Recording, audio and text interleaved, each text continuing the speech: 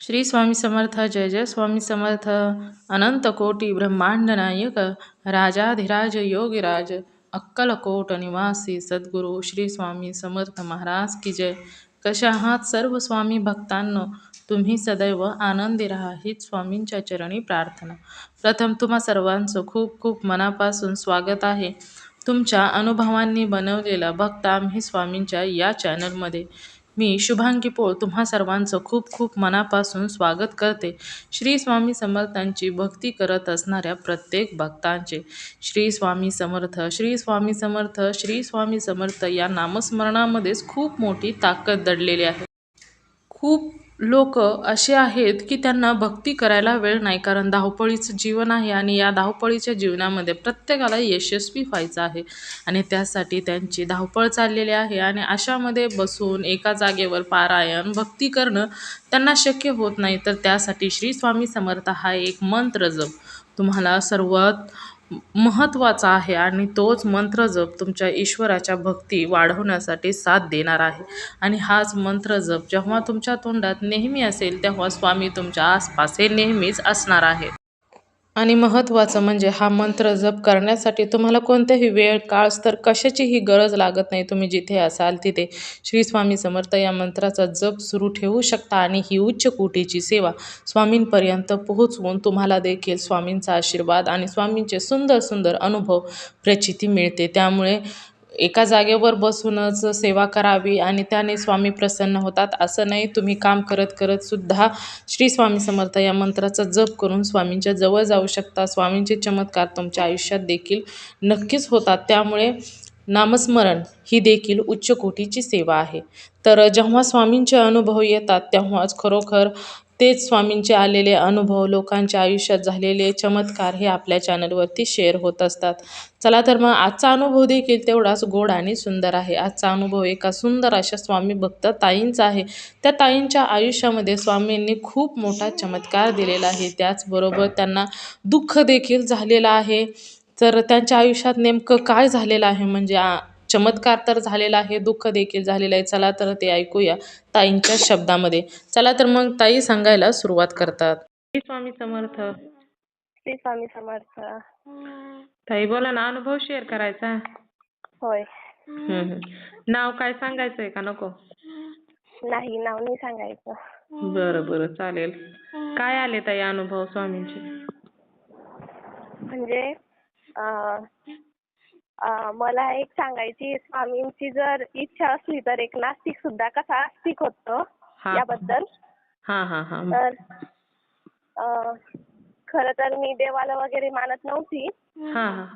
आणि स्कूल आणि कॉलेजमध्ये माझं स्टडी वगैरे चांगला होता. तर मग मला त्या गोष्टीचा खूप गुरूर होता. हा हा हा. तर जवळपास थर्ड इयर पर्यंत म्हणजे मी पुन्हा म्हणजे मुलाशी कधी फ्रेंडशिप केलेली नव्हती. हा हा. मग ती माझ्या कॉलेजमध्ये असो किंवा स्कूलमध्ये, आणि कदाचित कॉलेजमध्ये मी एकमेव असेल जिला खूप गुरूर होता आणि जिचा कुणी मित्रांमध्ये कुणी फ्रेंड नव्हता वगैरे. आणि मग मी थर्ड इयरला असेल तर तेव्हा गणपती उठत नाही का, तो दिवस होता. आणि तेव्हा ना फेसबुकला ना मला एका मुलाची फ्रेंड रिक्वेस्ट आली होती आणि त्या दिवशी त्याचं आणि माझं चॅटिंगवर बोलणं झालं. आणि पहिल्या दिवशी तो मला म्हणे की आज गणपती चालला म्हणे, तुला काही म्हणजे असं वाईट वाटत नाही का? मी म्हटलं मला काहीच वाईट वाटत नाही. म्हटलं माझ्या आयुष्यात आहे तेवढं सगळं दुःख की मला काहीच वाटत नाही. म्हटलं आता सवय होऊन गेलेली आहे.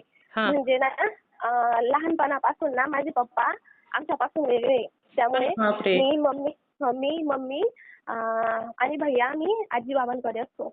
अरे अरे. तर मग म्हणजे ते दुःख लहानपणापासून आणि ती मानसिकता झालेली ना, आता किती काही केलं तरी आपलं काही चांगलं होणार नाही, असं नाही तसं नाही, त्याच्यात काय दररोजच्याला हे करायचं. तर मग त्या मुलाने पण समोरून सांगितलं की अगं माझं पण तसंच आहे, माझे पप्पा दारू वगैरे पिता आणि मग आम्ही आणि मम्मीच राहतो, माझे पप्पा माझ्याशी असे वागले तसं वागले. तर मी म्हटलं अरे हा आपला सारखाच दिसतो म्हटलं दुःखी, म्हणून मी त्याच्याशी फ्रेंडशिप केली. आणि मग तसं म्हणजे पहिल्या दिवशी चॅटिंग वगैरे केली, नंतर विषय सोडून दिला.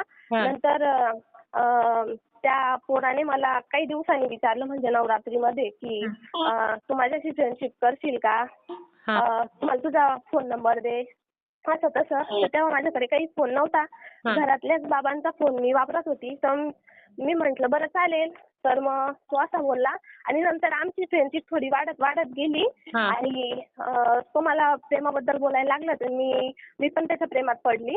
आणि हे झालं, मला असं वाटलं की म्हणजे माझ्यासारखंच कुणीतरी मला भेटलं आणि तो पण मला म्हणजे तो पण माझ्याशी प्रामाणिक राहील म्हणून. म्हणजे समजून घेणारा भेटला थोडक्यात. समजून घेणार भेटला. आणि म्हणजे माझ्या आईने जसे दिवस काढलेले, समोरच्याच्या आईने पण तसेच दिवस काढलेले. तर मग तो मला हे करून घेईल म्हणून. तर मी त्याला बोलायचे की मला बापाचं प्रेम नाही भेटलेलं, तू माझ्यासोबत बाप बनून राहा म्हटलं. असा शब्द वापरलेला. आणि कायम मी तुझ्याशी प्रामाणिक राहील, तू माझ्याशी प्रामाणिक राहा. आणि त्याला म्हणजे आम्ही दोघांनी एकमेकांना कधी बघितलं नव्हतं. बघितलं होतं म्हणजे आमच्यामध्ये व्हिडिओ कॉल सुद्धा झालेला नव्हता तोपर्यंत. फक्त त्याने गणपती उठायच्या दिवशी त्याचा फोटो पाठवला होता गणपती सोबतचा मला फेसबुकला. मी फक्त तेवढंच बघितलेलं होतं. आणि मग पाठवला तुमचा फोटो? तुम्ही पाठवला होता का तुमचा फोटो? मी पाठवला वगैरे नव्हता. आणि तेव्हा मी लहान होती ना, म्हणजे तेव्हा फेसबुकच्या प्रोफाईलवर वगैरे फोटो राहायचे ना. आणि तेव्हा फेसबुक काय, इन्स्टा काय आणि त्याचे दुष्परिणाम काय असतात हे माहित नव्हतं मला. बरोबर आहे. मग पुढे सांगते मी. तर मग आणि कसं ना, आपण फ्रेंड्स मध्ये असलो तर अरे ही पोस्ट करायची, ती पोस्ट करायची, म्हणजे ते एक असतं ना की खोटा दिखावा असतो तो. ते ऍप युज करणं म्हणजे सोशल मीडिया म्हणजे. तर मग मी तसं हे केलं आणि मी ना म्हणजे आता ना मी अभ्यास सोडून त्याच्यामध्येच गुंतून गेली बरं. तर मी ना टायपिंगचा क्लास लावला आणि जवळपास 5,000 रुपये भरलेले मी टायपिंगसाठी. आणि मला सगळ्यात मोठा धक्का बसला, जी आयुष्यात मी कधी फेल न होणारी, मी टायपिंग मध्ये फेल झाली. अरे बापरे. आणि मग तेव्हा आणि मी एवढी नालायक झालेली होती ना, म्हणजे मला त्या पोराचा एवढा ध्यास लागलेला त्याच्याशी बोलायचं वगैरे, चॅटिंग करायची. मला ना म्हणजे मी माझं विसरूनच गेली की माझ्या आयुष्याचं ध्येय काय आहे, माझ्या मम्मीने माझ्यासाठी काय केलं काय नाही म्हणून.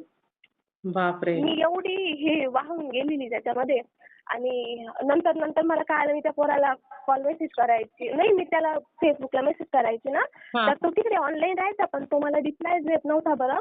तर मी म्हणायची हा असा का बरं करत असेल. मी त्याला बोलायची की तू मला रिप्लाय का बरं देत नाही, जास्त तसं नाही.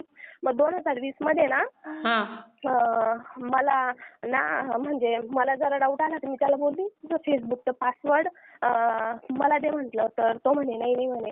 तर मी म्हटलं तुझं माझ्यावर खरं प्रेम असेल तर दे म्हणे. तर तेव्हा तो बोलायला लागला की मी खूप नालायक आहे, मी खूप साऱ्या मुलींसोबत चॅटिंग केलेली आहे, असं तसं, सॉरी मी तुला फसवलं, असं तसं.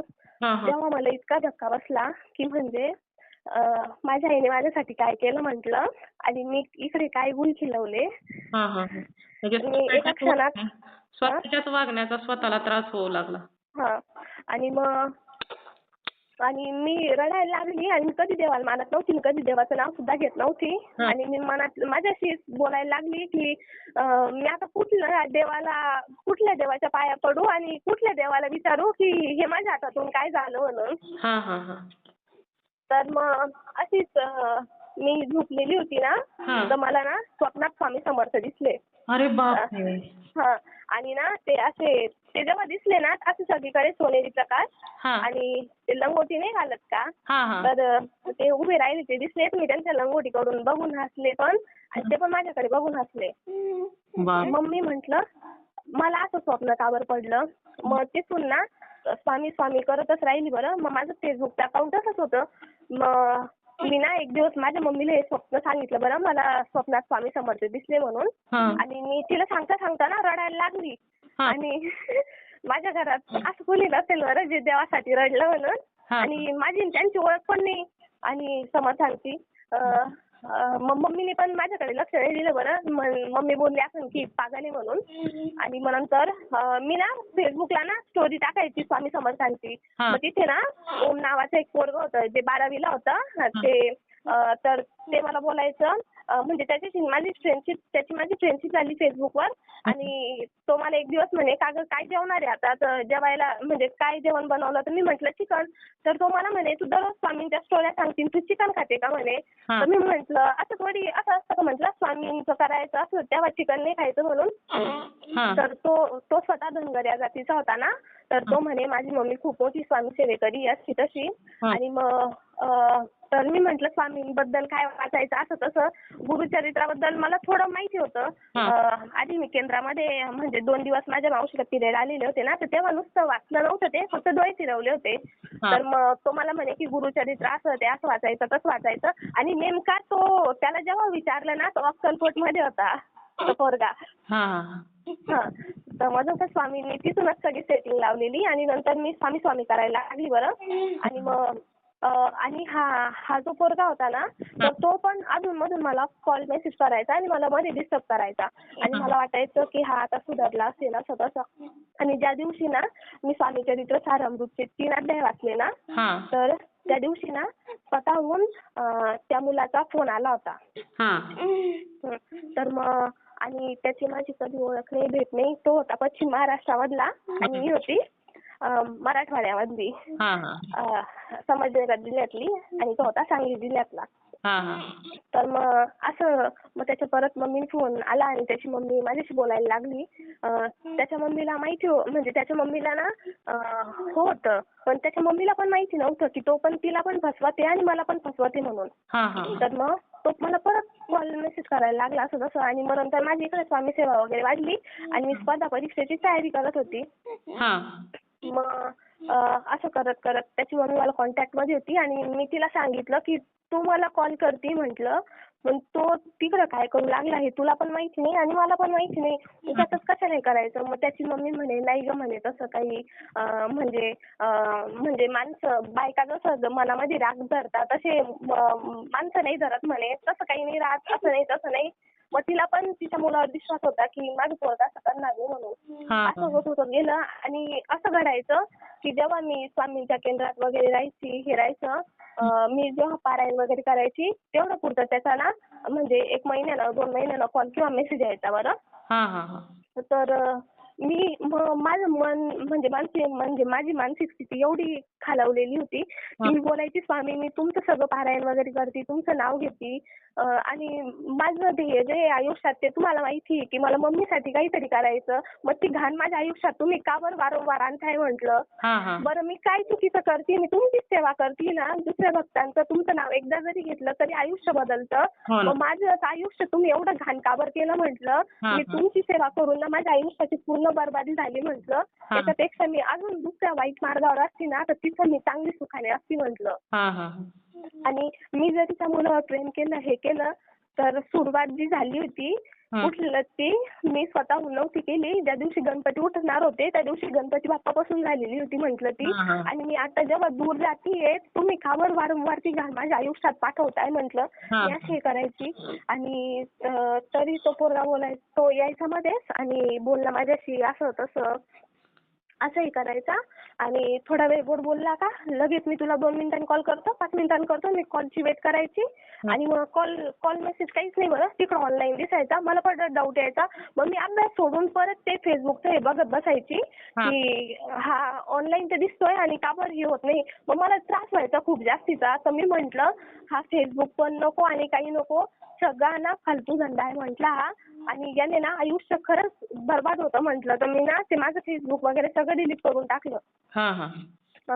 आणि मग परत मी माझ्या आयुष्याला सुरुवात केली अभ्यासाकडे लक्ष द्यायला. परत तेच तो माझ्या आयुष्यात यायचा मला डिस्टर्ब करून जायचा. आणि मी केंद्रात पारायण करायची, घरात पारायण करायची तरी ते तसंच. आणि मग काय झालं आमची म्हणजे गणपती उठायच्या दिवशीची 2019 ते वर्ष होतं. आणि नंतर आमची भेट पहिल्यांदा झाली ती मी आधी केंद्रामध्ये पारायण केलं.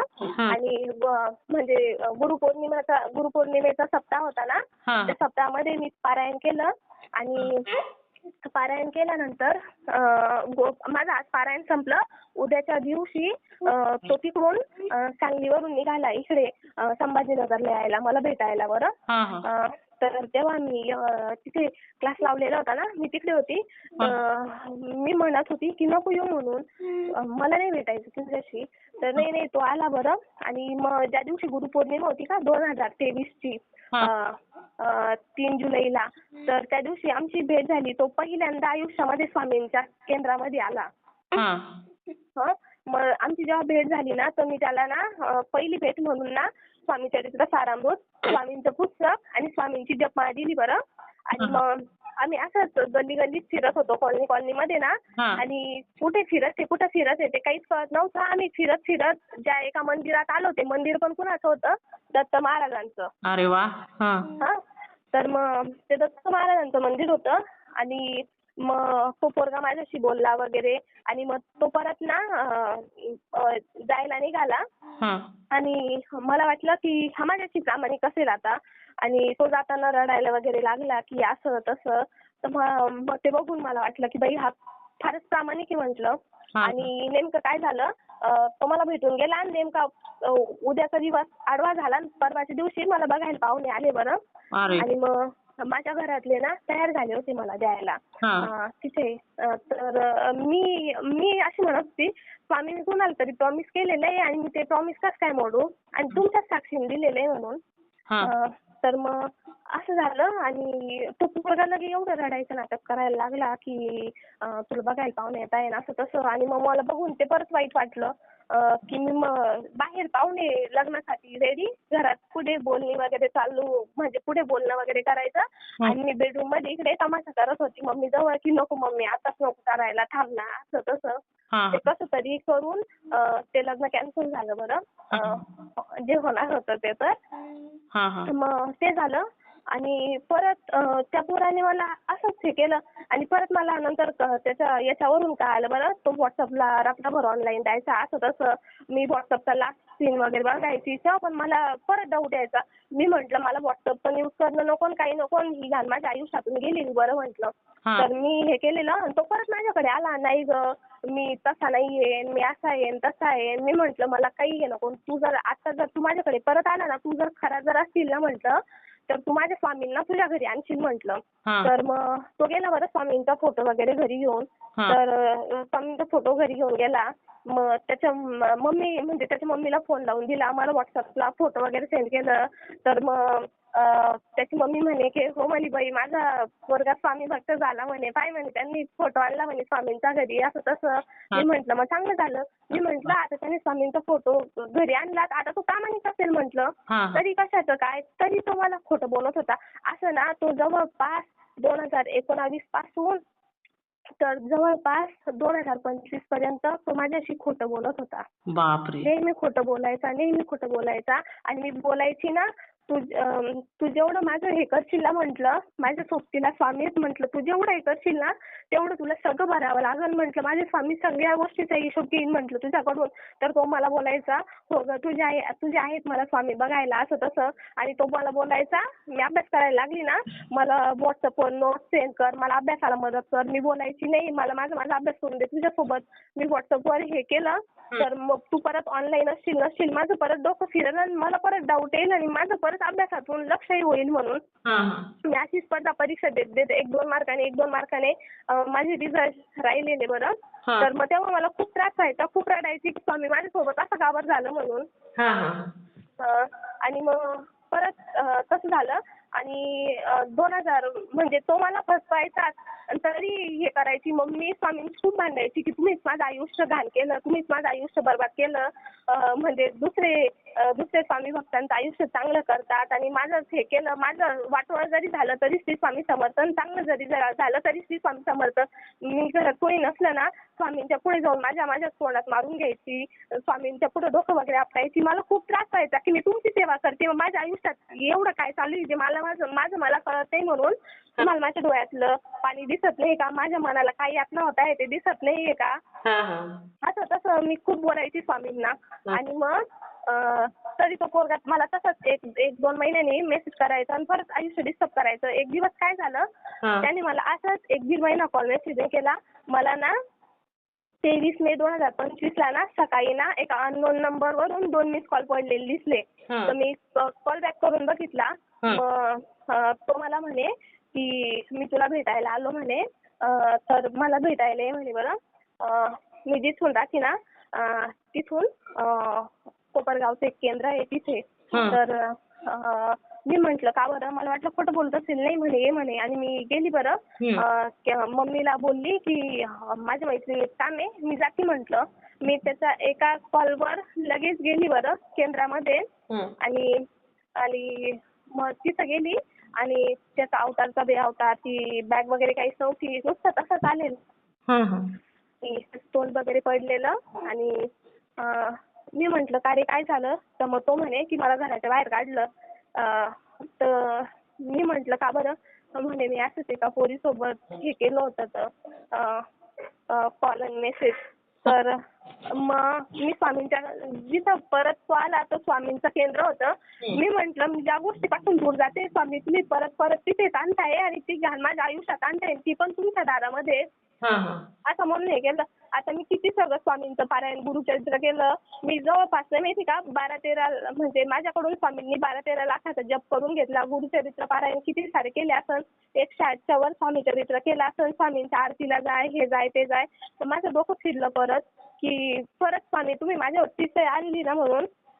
तर मी त्याला समजून सांगितलं तुझ्याकडून चूक झाली, तू आला स्वामींच्या मंदिरामध्ये माफी मागायला, पण तू वापस जा म्हटलं तुझ्या घरी. आणि जी कुणी आई असेल तर तू चुकीचं बोललं तर ती जी जी जी तुला बोलली की तू आता इथून निघ, तू माझ्या आयुष्याचं खूप हे केलं.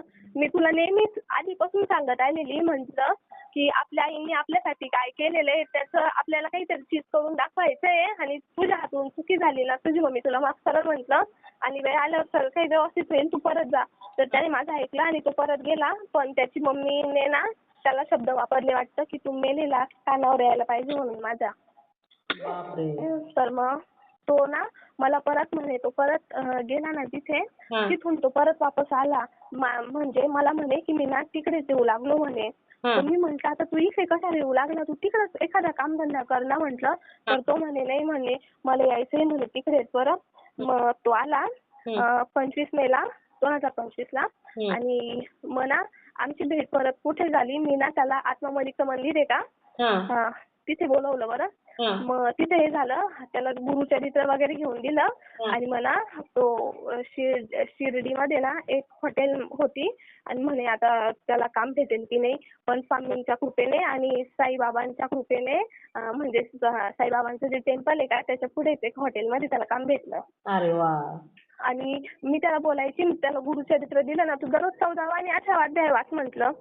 तरी तो कशाचं काय खोटंच बोलत. आणि त्याने माझ्याशी एवढं म्हणजे हे केलं, खोटं बोलला. तो दिसायला चांगला होता, मी एवढी चांगली नव्हती. त्याने मला नेहमी फसवलं. पण मी म्हणजे स्वामी माझ्या आयुष्यात होते तर मी मनापासून त्याची हेल्प केली. पण त्याने त्याचं हे केलं की नाही ते नाही माहिती. मग असं करत करत सगळं काही त्याचं म्हणजे स्वामींच्या कृपेने सगळं काही व्यवस्थित झालं. आणि आम्ही जेव्हा पण म्हणजे आम्ही जेव्हा 15 दिवसांनी 10 दिवसांनी भेटायचो ना ते स्वामींच्या केंद्रामध्ये. आणि स्वामींच्या केंद्रात नाही एखाद्या मंदिरात भेटायचो बरं. तर तो म्हणजे प्रत्येक मंदिरात जाऊन त्याला पाया पडावं लागायचं ना. तर तो मला बोलायचा तुझ्यासोबत राहून ना मी पुजारीच बनेल म्हणे, असं वाटू लागलं म्हणे. आणि मग ते तसं झालं. आणि नंतर ना तो जिथे राहत होता तिथं त्याचं पेमेंट वगैरे काही चांगलं होत नव्हतं. आणि मग नंतर ना मला स्वामींचा एक म्हणजे स्वामींचं जिथं स्थान त्यांचं जे प्लेस आहे ना त्याच्याबद्दल माहिती झालं. आणि मी म्हटलं तिथे वाटलंस तर तू करून बघ म्हटलं. आणि मग आजी पर्सनने मला फसवलं होतं ना. तर स्वामींच्या कृपेने इतकं स्वामीमय झालेलं आहे की स्वामींचं जे सकाळपासून तर संध्याकाळ स्वामींचं जे काही करायचं असतं, स्वामींचं नैवेद्य, स्वामींची अंघोळ, स्वामींना रात्री झोपायचं वगैरे सगळं काही ती व्यक्ती करत आहे. आणि मग नंतर मी स्वामींना म्हटलं या सगळ्या गोष्टीचं तात्पर्य असं, स्वामी तुम्हाला एक जो नालायक मुलगा होता तो स्वामी तुमच्या सेवेत आणायचं होतं, त्याच्यासाठी तुम्ही माझा वापर केला का? त्या मुलाने केला तर केला आणि तुम्हाला नवीन भक्त लागत होता म्हणून तुम्ही पण माझा वापर केला. त्याच्यात माझं किती नुकसान झालं, माझं किती साऱ्या पोस्ट हातातून निघून गेले 1-2 मार्काने. त्या गोष्टीचा एक अर्थ कळाला मला. कदाचित मला तेव्हा नोकरी लागली असती ना, मी माझ्या नोकरीच्या गुणीवर दुसरीकडे लग्न केलं असतं हा त्या पोराचं आयुष्य ना थोडंफार इकडे तिकडे झालं असतं, म्हणजे हे झालं असतं आणि तो स्वामी सेवेत आला नसता. म्हणून स्वामींनी ना मला नोकरी पण दिली नाही. तो पोरगा पण तीनदा माझ्या आयुष्यात जसं सापडोकं काढतं तसं काढत होता आणि तो पुढे जात स्वामींच्या याच्यामध्ये गेला. असं झालं. हो ना, किती छान ताई अनुभव आहे. म्हणजे एक स्वामी सेवेकरी घडवण्यासाठी स्वामींनी काय केलं, काय काय केलं बघा ना. पण स्वामींनी माझ्या मनाचा विचार करायचा असता की म्हणजे स्वामींनी मला किती रडवलं. नाही हो ताई, स्वामींनी म्हणजे जरी प्रत्येक गोष्टीसाठी म्हणजे त्या मुलाने मला फसवलं. स्वामींनी पण माझी किती परीक्षा बघितली मानसिकरित्या आणि माझं कुठलीच मला पोस्ट आली नाही. म्हणजे मी माझ्या मम्मीला पण धोका दिला ना. हो ना नाही. पण ताई अजून तुमच्या आयुष्यात पुढे स्वामींनी काय नियोजन केलंय हे तरी तुम्हाला माहित आहे का? सांगा बरं. तुम्ही रडू नका ताई. रडू नका ताई. सावरा स्वतःला. कारण स्वामींचं जे नियोजन असतं ना ते कधीच फेल जात नाही ताई. आणि मी त्याला जेव्हा घेऊन जायची ना स्वामींच्या मठामध्ये तर मी माझी चांगल्या भावनेनेच हे केलं होतं, पण त्याने कधीच हे नाही केलं. मी जशी माझ्या आईला माझी आई मानायची, जसं माझ्या आईने आमच्यासाठी कष्ट केले त्याच्या आईने पण तसंच केलं. माझ्या आईसारखं तिचं पण आयुष्य बदलावं म्हणून मी पण अभ्यास करत होती ना, दोन्ही घरात होईल म्हणून. पण त्याने त्याची कधीच किंमत नाही केली. मला मान्य आहे स्वामींना त्याला त्याच्या सेवेत यायचं होतं, पण स्वामींनी एवढी पण परीक्षा बघायची का मला, आणि मला आज पण टेन्शन आहे ना ज्याने मला नोकरी लागेल की नाही म्हणून. नाही हो, लागणार की हो ताई. खरोखर आज जेवढे स्वामी सेवेकरी ऐकतायत ना तेवढ्या प्रत्येकाने प्रार्थना करायची या ताईंबद्दल की त्यांच्या आयुष्यात जे त्यांना हवं आहे ना ते प्रत्येक गोष्ट खरोखर स्वामी तुम्हाला लवकरात लवकर देवोत, हीच स्वामींच्या चरणी प्रार्थना आहे. आणि तुम्ही सांगा आता, मी जे वागली ते चांगलं होतं की वाईट होतं? नाही, चांगलं म्हणजे आता हे बघा, स्वामींनी तुमच्यासाठी काय नियोजन केलंय आणि कधी स्वामी कोणत्या भक्तांसाठी काय नियोजन करतात हे कधीच कोणाला समजत नाही ताई. परंतु तुम्ही विचार करा, तुम्ही तर अगोदरचे स्वामी सेवेकरी, त्या मुलाच्या अगोदरचे, पण तरी पण तुमच्या मार्फत स्वामींनी हे कार्य करून घेतले म्हणजे आणि तो कधी अभ्यास वगैरे करत नव्हता काही नाही, आणि आता जिथे जॉब करत आहे ना त्याच्यात ना त्याचं म्हणजे गव्हर्नमेंट सारखं होऊन जाणारी म्हणजे परमनंट जॉब होणार आहे. आणि बघा मग त्याच्या आईचा आनंद किती असेल. म्हणजे स्वामींनी लेट येऊन सगळं काही थेट दिलं आणि आज मला तो म्हणतो की बघ तुझ्या आधी माझं काम झालं म्हणून. आणि तू बसली अजून अभ्यास करत. पण कशामुळे झालं? माझ्यामुळेच झालं असं म्हणायचं ना तुम्ही. मी असं नाही म्हणत की उगाचच म्हणजे नाही समोरच्याला वाटेल की नाही, पण मी आजही म्हणते की मी तुझ्या आयुष्यातून निघून जाईल म्हणून. कारण की म्हणजे उगाचच अजून तुझ्या आयुष्यात. पण ताई, तुम्ही जरी ठरवलं की त्या मुलाच्या आयुष्यातून निघून जायचं, पण स्वामींनी ठरवलं पाहिजे ना. स्वामींना जर तुमच्या दोघात काय पुढे नियोजन असेल स्वामींचं तर त्याच्यामध्ये कोणीच काही करू शकणार नाही ना. आणि ही सुरुवात 2019 पासून होती तर आज 2026 चालू आहे.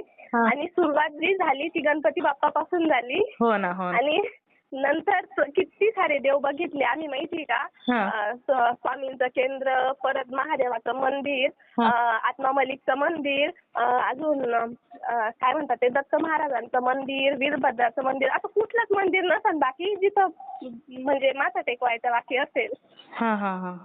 नाही पण ताई, स्वामी ना तुमच्या आयुष्यात खरंच खूप चांगलं काहीतरी करणार आहेत. एवढा तुम्हाला त्रास दिला ना त्याची भरपाई लगेच स्वामी करतील ताई. नका काळजी करू. भरपूर तुम्हाला जेवढी अपेक्षा नव्हती ना त्यापेक्षाही जास्त स्वामी देणार, ज्यामुळे तुमचं आयुष्य अगदी आनंदाचं होईल ताई. अजून किती बघणार, मला नाही वाटत आता आयुष्यात काही होईल म्हणून. आता जे काही होईल ते सगळं म्हणजे ना मी एवढं सगळं सहन केलेलं आहे ना, आता मी तर खरं म्हणते की मी जगायची आशा सुद्धा सोडून दिलेली आता. पण तुमच्या म्हणण्याने काहीच होणार नाही ना. स्वामी आहेत ना, शेवटच्या क्षणी सुद्धा स्वामी चमत्कार करतात हे तुम्हाला पण माहिती. आणि जेव्हा मी त्याला कुठेतरी घेऊन जायची ना तर स्वामींचं कुठेतरी गाडीवर दिसायचं, भिवू नकोस मी तुझ्या पाठीशी आहे, स्वामींचं चित्र वगैरे. मी बोलायची अरे यार सारखा म्हातारा का बरं मला दिसतो, ज्याने माझ्या आयुष्यात एवढं वाटोळं केलं. पण तरी पण तुमचा विश्वास होता ना स्वामींवर. तुम्ही स्वामींच्याच मठात घेऊन किती जरी काही झालं ना माझं तरी मी स्वामींपुढे मी माझी हक्काची म्हणून ती तिच्याकडे खूप सारं भांडते, पण मला तिच्या स्वामी माऊली शिवाय करमत पण नाही आणि मी तिच्याशिवाय जगू पण शकत नाही. बघा बरं म्हणजे स्वामींचं आणि तुमचं एक स्पंदन आहे जे पूर्व जन्मांतराचं एक नातं असतं ना त्या पद्धतीचं आहे. त्याच्यामुळे तुम्हाला कारण मात्र ठरवलं, पण तुम्हाला जरी कारण मात्र त्या मुलासाठी ठरवलं असलं ना, पण तुमचं वाईट कधीच म्हणजे होणार नाही ताई, कारण स्वामी तुमच्या बरोबर आहेत ताई. आणि तो जेव्हा इकडे यायचं बोलत होता तर मी त्याला बोलली होती तू तिकडेच काम कर, तर मला हे पण जमलं असतं ना माझा मोबाईल बंद करून ठेवून आणि मी त्याला इग्नोर केलं असतं. हो ना हो ना. पण बोलतात ना की आपण स्वामी सेवेत असलो तर जो प्रॉब्लेम मध्ये असेल त्याला स्वामी सेवेचा मार्ग दाखवायचा. आणि मी त्याला आधीपासून बोलत होती स्वामींचं कर, पण तो मानत नव्हता. तर तो बोलायचा की मी नाही मानत त्याला, मी समर्थ आहे. शेवटी त्याला ना घुटणे टेकावेच लागले स्वामींपुढे आणि आज तो एवढं स्वामी करत आहे. नाही ताई, तुमच्या आयुष्यात पण जे तुम्ही कधी विचार सुद्धा केला नव्हता ना ते सुद्धा स्वामी देणार ताई तुम्हाला. कारण शेवटच्या क्षणी स्वामी चमत्कार करतात आणि जे अशक्य होतं ते सुद्धा शक्य करून टाकतात. कधी कधी भक्तांना अपेक्षा नसते की आपल्या आयुष्यात हे घडेल असं कधीच वाटत नाही, पण ते स्वामी खूप काही देऊन जातात ताई. आणि ना दिवाळीचा दिवस होता. आधी आम्ही स्वामींच्या केंद्रामध्ये हे झालो आणि नंतर साईबाबांचं जे मंदिर आहे का त्या मंदिरामध्ये गेलेलो. तर मी हे करत होती ना, तर मग त्या दिवशी तो पोरगा मला बोलला, म्हणजे मम्मीने सांगितलं होतं ना त्याच्या की 2 जण जावा आणि देवाच्या पाया पडून यावा साईबाबाच्या मंदिरात. तर मी हे करत होती ना, मी त्याच्यासोबत असंच हे करत होती, न जाणे तू खरा वागतोय का नाही अजून पण असं तसं. तर तो बोलायचा मी जे काही केलं ते सगळं जाळून नवीन सुरुवात केलीये आणि आज ना दिवाळीचा सण आहे, आज लक्ष्मीला पूजतात, तुम्हाला लक्ष्मीचं विसर्जन नको करायला लावू असं बोलत होता. वा, नाही असू द्या ताई, काही असेल ते असेल, पण आता ना स्वामी खरोखर तुमच्या आयुष्यात नक्की खूप आनंदाची बातमी देतील ताई. मला फक्त मी जेवढं काही हे केलेलं आहे, माझ्या आईने जेवढं माझ्यासाठी हे केलेलं आहे, मला आधी फक्त नोकरीला लागून माझ्या आईचं नाव मोठं करायचंय. नंतर हे जर नातं स्वामींच्या इच्छेने जरी म्हणजे टिकलेलं असेल ना आणि स्वामींना खरंच आम्हाला नवरा बायको म्हणून हे करायचं असेल ना, तर स्वामी आता स्वतः हे करतील आणि स्वामी सगळं काही स्वामीमय करतील एवढीच इच्छा आहे. आणि आता मी काहीच करणार नाही, जे काही करेन ते स्वामी करेन. हो अगदी. जेव्हा तुम्ही स्वामींवर सर्व काही सोडून देता ना तेव्हा प्रत्येक गोष्ट ही चांगलीच होत जाते ताई, कारण स्वतः स्वामी निर्णय घेत असतात. जेव्हा सुरुवातीला हे झालं होतं मला माझी चूक कळाली होती. मी स्वामींना नेहमी बोलायची की माझ्या आईने माझ्यासाठी एवढं हे केलेलं आहे, मी काय केलेलं आहे म्हणून. प्रत्येक वेळी मला जाणीव होती मी आणि मी ना जेव्हा म्हणजे माझी काही मार्काने माझे रिझल्ट वगैरे हे गेलं, मी ना खूप वेळा आत्महत्येचा विचार केला बरं. मी खूप वेळा ट्राय पण केलं, पण मी मेली सुद्धा नाही. बापरे. आत्महत्या करणं ही काय पर्याय आहे का सांगा बरं ताई? नाही पर्याय. कदाचित मी मेली असती तर माझ्या आई बापाचं पाठीमागे कसं झालं असतं, माझ्या भावाचं कसं झालं असतं. हो ना, हा विचार केला पाहिजे. स्वतः पुरता विचार करून नाही ताई. आपण नेहमी जेव्हा जन्माला येतो ना तेव्हा काहीतरी कारण मात्र येत असतं. असंच कोणी. पण मी जे प्रामाणिकपणे केलं, मला माहिती आहे की चुकीचं आहे, मी माझ्या मम्मीला खोटं वगैरे बोलली, पण त्याची सगळ्यांची जाणीव मला होती ना. मग स्वामींनी समोरून येणाऱ्या ज्या घटना होत्या त्या थांबवायच्या असताना, पण स्वामींना नंतर कळालं मला की त्याला स्वामी सेवेत घ्यायचं होतं म्हणून एवढं सगळं हे केलं. जसं त्या मुलाने पण वापर केला तसं स्वामींनी पण खोट्यासारखं किसून घेतलं मला. नाही हो ताई, असं म्हणू नका. स्वामींना एकदा जरी मनापासून हाक मारली तरी स्वामी नेहमी येतात. इथून पुढे तुम्ही बघा, स्वामींना मनापासून हाक मारा. बघा, आता एखाद्या परीक्षेला जर तुम्ही द्यायला जाणार असाल ना तेव्हा स्वामींना म्हणा, चला स्वामी तुम्ही माझ्या बरोबर.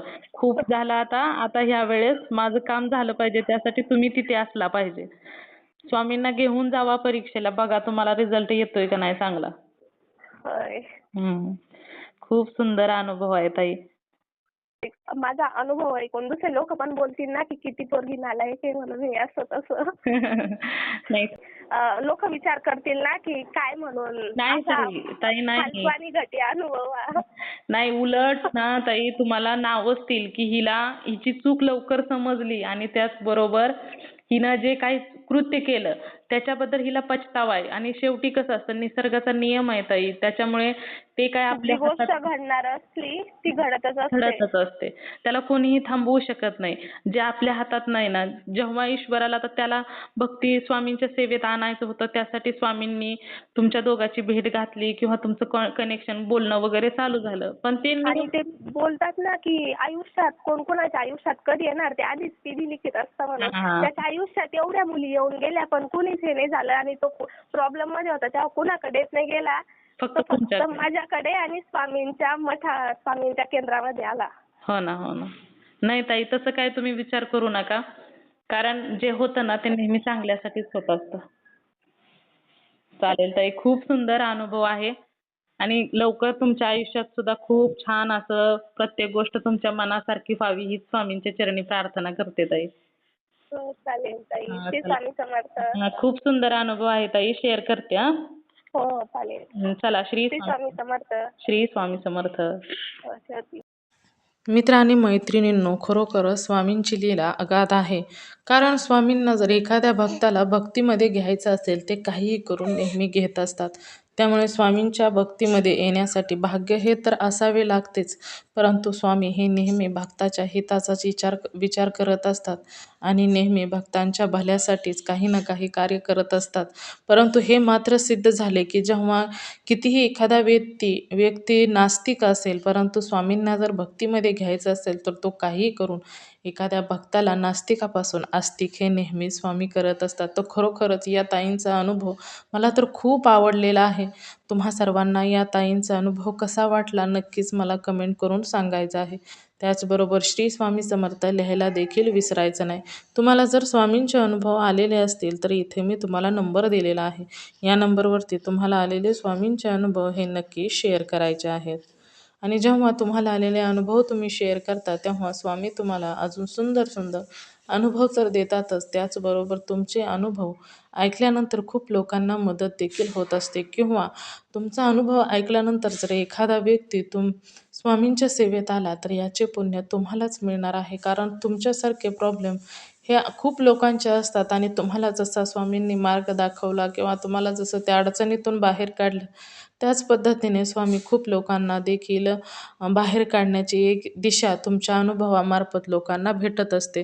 तर जेव्हा स्वामींनी तुम्हाला अनुभव दिलेले आहेत, आता स्वामींचे कार्य संपलेले आहे, त्यामुळे जे काही कार्य आहे ते तुमचे आहे. आता तुम्हाला स्वामींची सेवेकरी वाढवण्यासाठी जे स्वामींनी अनुभव दिले तेच अनुभव पुढे शेअर करायचे आहेत आणि स्वामी सेवेकरी वाढवायचे आहेत. त्याचबरोबर आपला हा चॅनल भक्त आम्ही स्वामींचे या चॅनलचं देखील एकच ध्येय आहे, ते म्हणजेच भक्ताने भक्त स्वामी भक्त वाढवायचे आहेत आणि प्रत्येकाचे जीवन स्वामीमय करून टाकायचे आहे. त्यासाठी जसं तुमच्या आयुष्यात स्वामी आले आणि तुम्ही टेन्शन फ्री झाला, त्याच पद्धतीने प्रत्येकाचे आयुष्य हे टेन्शन फ्री होण्यासाठी जे स्वामींनी अनुभव दिले ते अनुभव पुढे शेअर करून स्वामी सेवेकरी वाढवायचे आहेत. तर तुम्ही सर्वांनी मिळून माझा व्हिडिओ शेवटपर्यंत ऐकला त्याबद्दल मी मनापासून तुम्हा सर्वांची खूप खूप आभारी आहे. पुन्हा भेटूया श्री स्वामी समर्थांच्या अशाच एखाद्या सत्य अनुभवाबरोबर. तोपर्यंत तुम्ही सर्वजण नेहमी सुखी राहा, समाधानी राहा, आनंदी राहा आणि सर्वात महत्त्वाचं म्हणजे श्री स्वामी समर्थांचं नामस्मरण मात्र नेहमी करत राहा. श्री स्वामी समर्थ. जय जय स्वामी समर्थ. धन्यवाद.